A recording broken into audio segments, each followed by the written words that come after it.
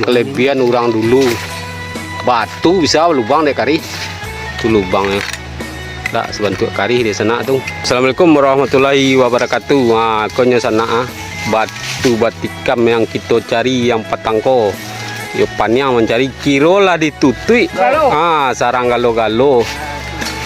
Nah, beko kita cari barabana dalamnya batu batikam ko karena lah tertutik deh galo-galo kecek nantu ko ditikam sama kari dulu ya mak ya. Iya, sama kari dulu.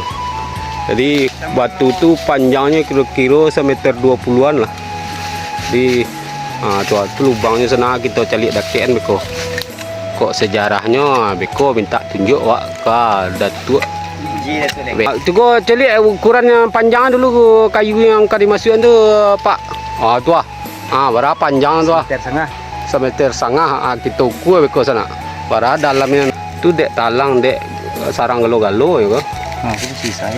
Masih bisa ya. Kok bah sejarah jo legenda ya nak ber boy. Yo tanya beko dulu. Tuh. Berapa panjang di sana tuh? Nampak tuh. Berapa panjang kira-kira mak? 2 meter. 2 meter.